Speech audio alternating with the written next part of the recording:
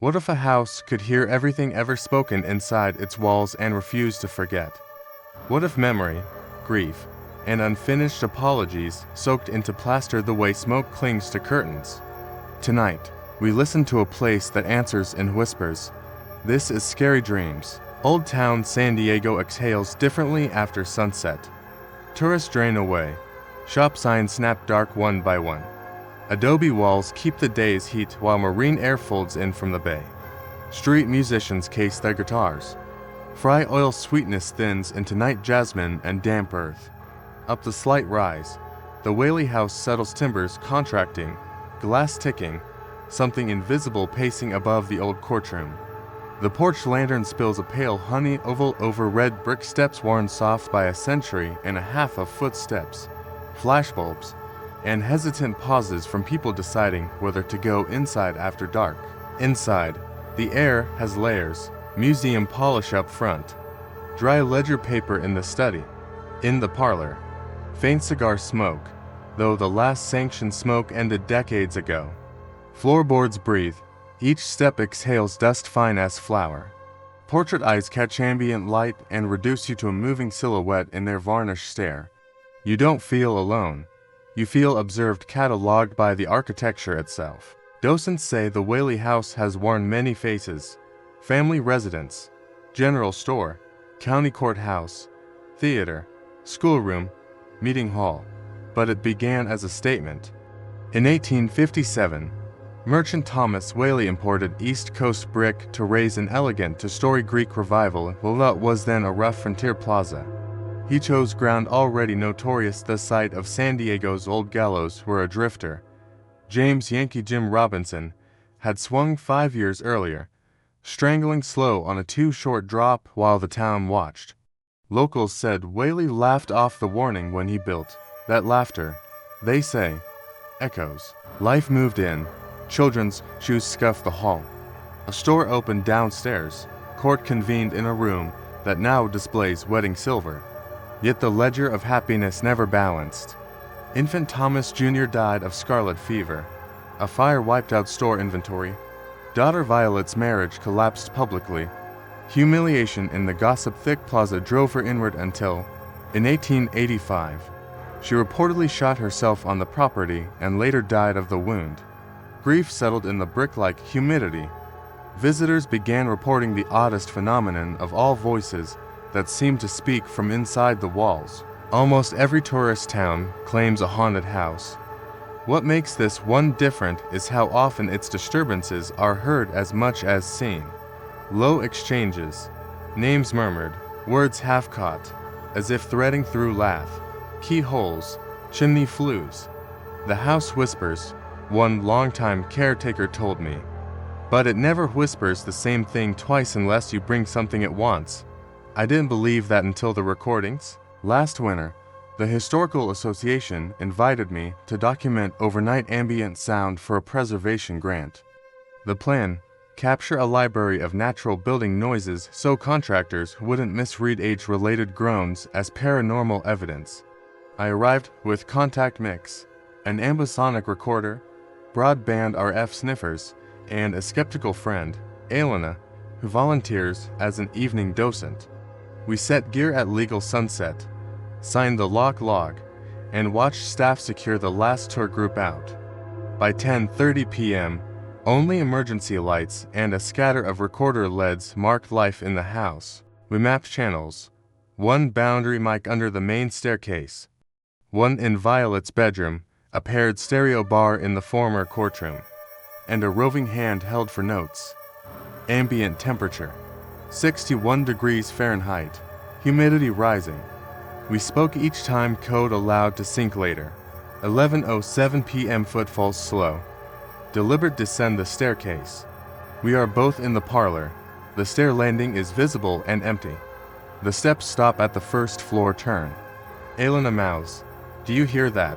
I nod. We mark it. 11:24 p.m. odor shift. Sudden. Coarse rope fiber hemp warmed by friction, sharp and dry. It fades with a draft that rattles sash glass even though exterior wind reports calm. Midnight. The building contracts. Wood pops like knuckles. Channel 3 the courtroom spikes. Playback in headphones reveals layered cadence under the noise floor. Not speech you can parse, but patterned, docket-like. Elena suggests we ask a question standard investigator stuff I usually avoid. She stands in the courtroom doorway and, in her tore voice, says, "Anyone here who ever stood trial in this room? We're listening." Silence, then a dry shuffle behind us. A whisper no. Several, braided, slightly out of phase. I swing the hand held. The parlor recorder catches a fragment. ... news ... No use ... choose ... double quotes, consonants scrape like sand in wind. We keep working. Between 1 and 2 a.m., whisper bursts bloom unpredictably across channels. Some have prosaic causes. Doppler bleed from a distant police radio, a freight horn echo off Adobe, HVAC cycling.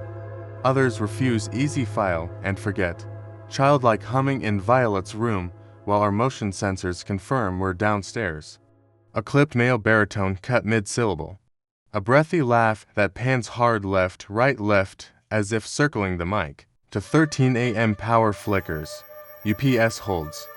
All recorders spike simultaneously broadband hiss, then a narrow band resonance around 412 Hz that swells like a throat clearing.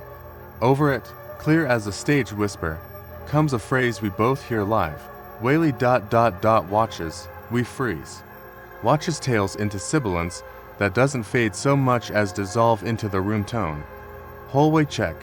Empty, gear intact. Ambient unchanged. Later I would learn. To 13 a.m. adjusted for seasonal offset matches the documented hour James Robinson was marched to the gallows in 1852. We hadn't planned that. We hadn't even checked. Elena, whose calm rarely fractures, whispers, ask about the rope. I don't want to, but I do.